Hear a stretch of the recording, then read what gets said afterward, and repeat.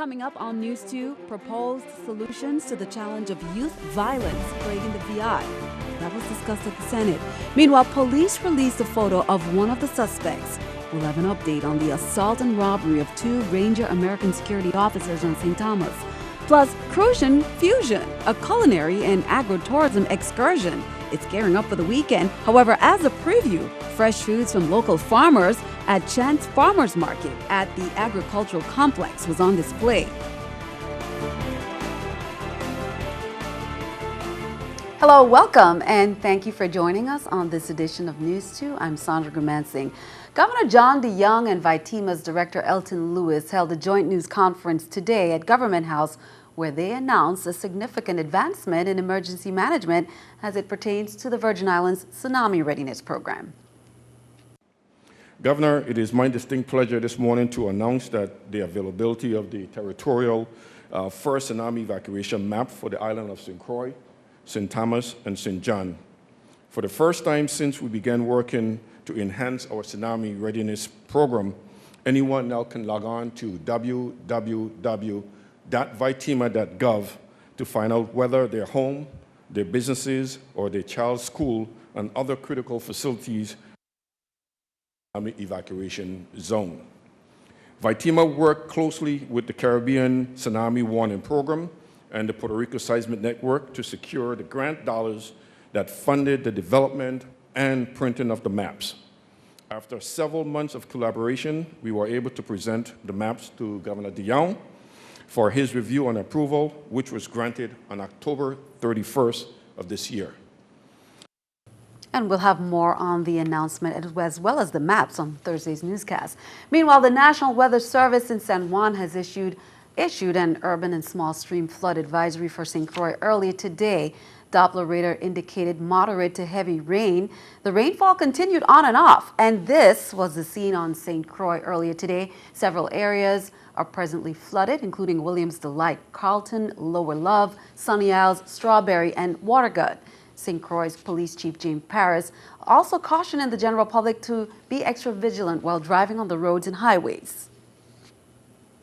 Are already saturated due to recent rainfalls, and several areas are presently flooded, including Williams Delight, Carlton, Lower Love, Sunny Isles, Strawberry, and Watergut. The National Weather Service predicts a 70% chance of moderate to heavy rains overnight and through Thursday. That was Melody Rains, Public Information Officer for VIPD. Meanwhile, the overflows and the Virgin Islands Waste Management Authority advises residents of the impact that recent inclement weather has had on the territory's wastewater collection system. The flow may have exceeded the pumping capacity at various pump stations. This impact may continue for several days until the runoff flow subsides. Overflows have been reported at the Long Bay Pump Station on St. Thomas. Work is currently being performed at this facility. Motorists are asked to exercise extreme caution when traversing to avoid potential and known areas of manhole overflows. And you are asked, after all the weekend recent rains as well as today's, you are asked to help report any sewage overflows by calling the Waste Management Authority. A week-long investigation of the Juan Louis Hospital continued Wednesday. Inspectors from the Centers for Medicare and Medicaid Services, or CMS, have been on St. Croix conducting a survey of the hospital. The 4-member delegation started their inspection Monday and are expected to continue their scrutiny through the end of the week. Interim CEO Dr. Kendall Griffith said he's confident of the work the hospital's team members did during the past year to prepare for this visit. He said they will provide the inspection team with everything they need to get the jobs done. The Senate Committee on Culture, Historic Preservation, Youth and Recreation met Wednesday to talk about solutions to youth violence. However, one senator said that senators have been down that road before and they already know the answer. News 2's Erica Parsons has that story. Senators sat down to tackle the issue of rising violence among the territory's youth. Testifiers from alternative education, youth correction facilities, and after-school programs painted the problems that stem from a lack of effective communication skills, poor choices, and few alternatives to violence. But one senator said it's a road lawmakers have been down before. In 2009, in 2010, back in 2011, we had another hearing. This was a new legislature. It was the 29th.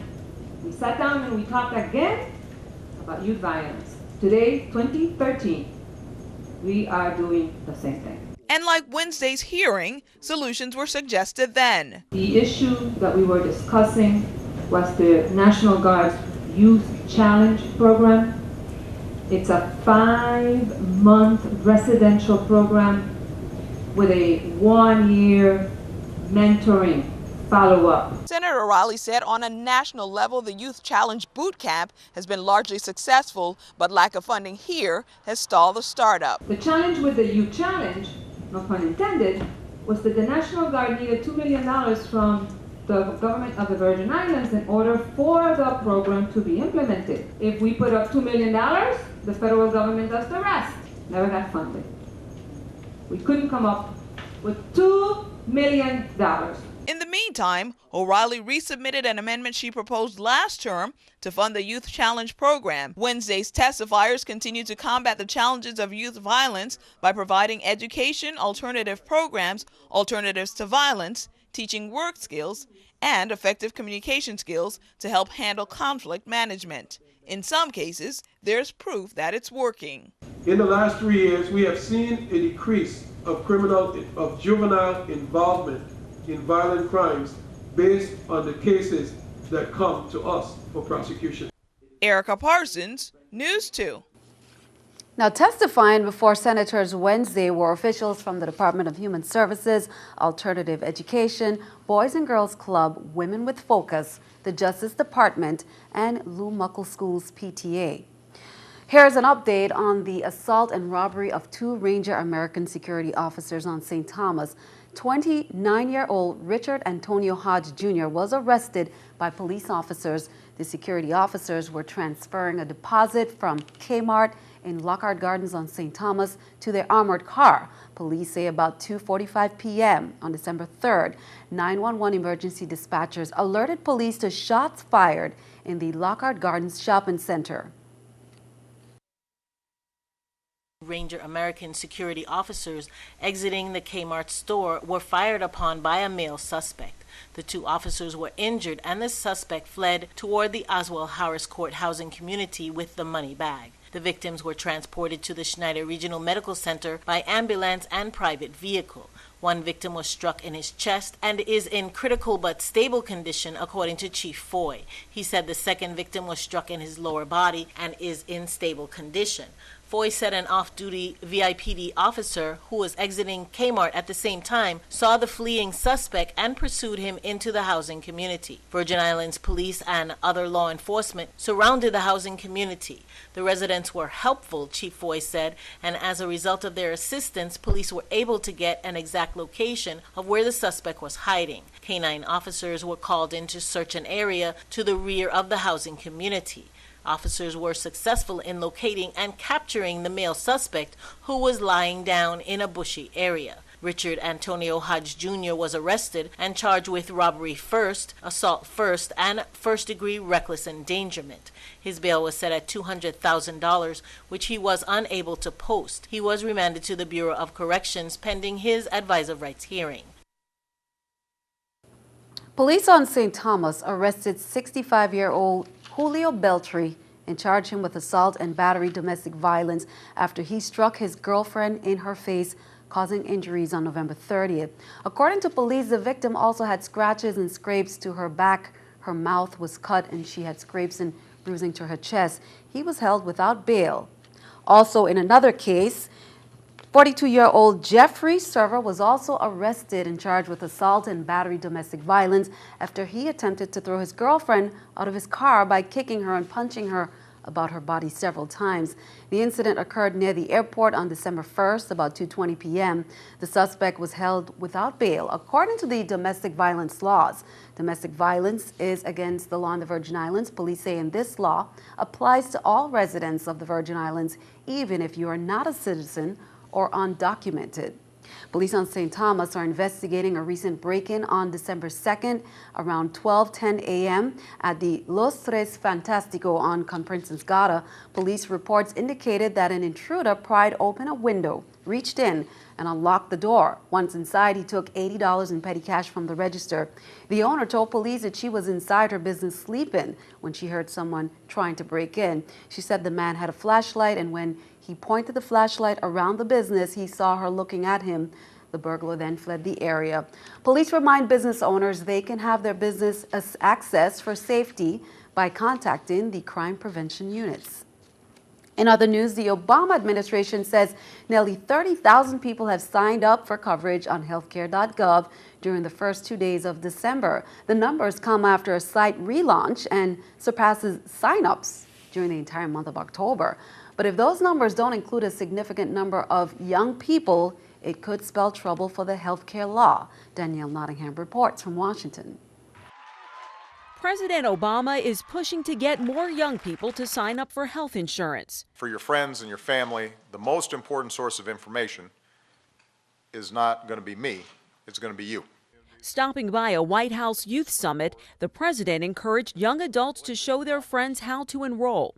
Jessica Barba Brown is spreading the word on college campuses. Young people are an important group among the uninsured. They're actually the largest block of uninsured. Republicans held 4 separate hearings on the health care law Wednesday and explored whether young people will sign up. If they're young and healthy, they're not going to spend 3 or 4 days a week trying to get through a website for insurance when they find that they're going to have to pay more for it. Georgia Republican Tom Price is pushing his own health care legislation that he says is more attractive to young people. So, Mr. President, here we are. We've got a better idea.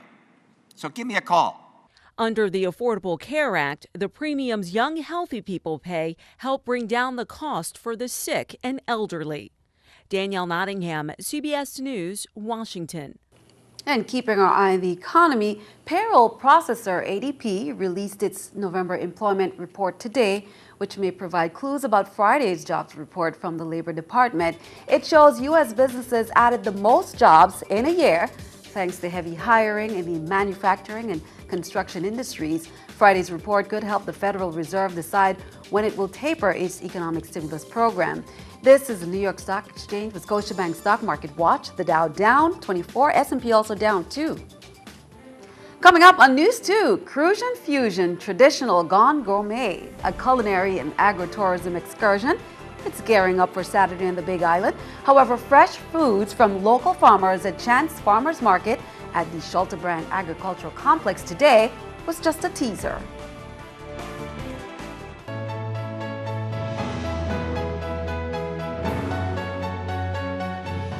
Department of Labor's Commissioner Albert Bryan Jr. would like to inform the general public that the department's St. Thomas location is conducting telephone upgrades, and that started today, Wednesday, December 4th, and will continue Thursday, December up until December 5th. Actually, the migration to the new system may result in occasional but temporary phone interruptions. Incoming calls will be allowed. However, calls can be directed to the offices on St. Croix at 340-773-1994 if necessary. Information is also available on the department's website, and the department apologizes for any inconvenience. The Crucian Heritage and Nature Tourism Inc., or CHANT, is getting ready for the annual Crucian Fusion Traditional Gone Gourmet, a culinary and agro-tourism excursion. That's coming up on Saturday, December 7th at Fredericksted's Fort Frederick Museum from 6:30 p.m. until the food is finished. CHANT has invited local chefs, cooks, and foodies to compete in a presentation of the traditional foods of St. Croix with a gourmet twist.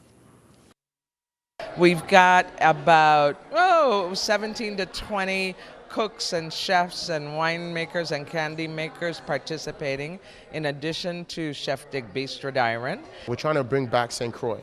We've been going through a lot of turmoils, people have been leaving, and this is the time where Frandel said, you know what, let's bring the people that's out there being successful in America, let's bring them back to St. Croix and show them, especially for the younger generation, what we're doing here.